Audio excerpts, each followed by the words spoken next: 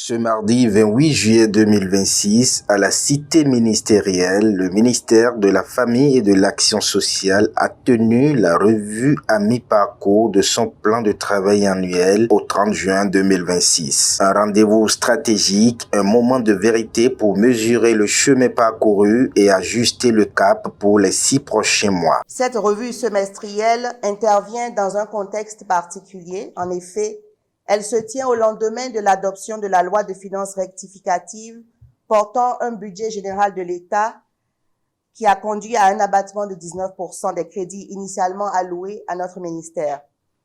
Ce réajustement budgétaire nous impose de revisiter nos priorités, de renforcer la discipline dans l'utilisation des ressources disponibles et de rechercher plus que jamais une efficacité accrue dans la mise en œuvre de nos interventions. Au cœur des échanges, le niveau d'exécution physique du PTA. Activité par activité, programme par programme, les cadres ont passé au peigne fin les actions réalisées au cours du premier semestre de l'année en cours. L'objectif est de savoir où est-ce qu'ils en sont dans la mise en œuvre des politiques de protection sociale, de la famille, de l'enfant et de la solidarité nationale. L'objectif est de favoriser des échanges directs et francs entre les responsables opérationnels afin d'identifier sans détour les véritables difficultés qui entravent la mise en œuvre de nos activités,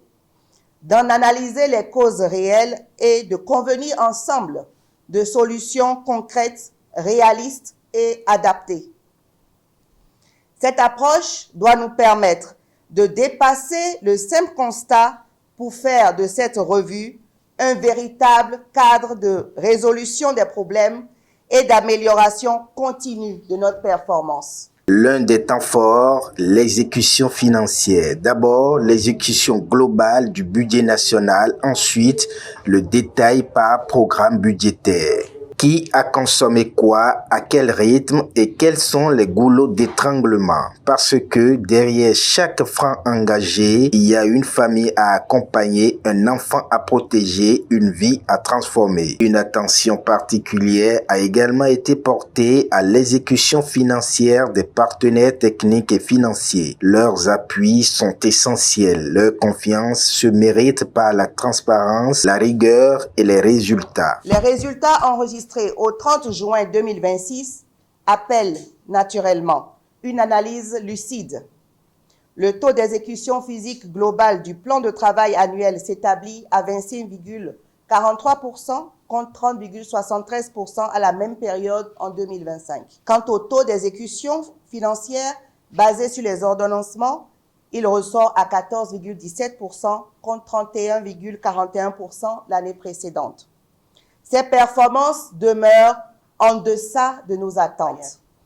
Sur ces mots, je déclare officiellement ouverts les travaux de l'atelier de revue de performance du premier semestre 2026 du ministère de la Famille et de l'Action sociale. Cette revue n'est pas une fin en soi, c'est un levier pour corriger, pour accélérer, pour mieux faire. Sous le leadership de la ministre de la Famille et de l'Action sociale, Madame Véronique Toyin-Fodé, les cadres réaffirment leur engagement qui est de mettre la famille au cœur du développement et donnent la garantie qu'à la fin de l'année 2026, chaque action prévue aura trouvé son aboutissement sur le terrain.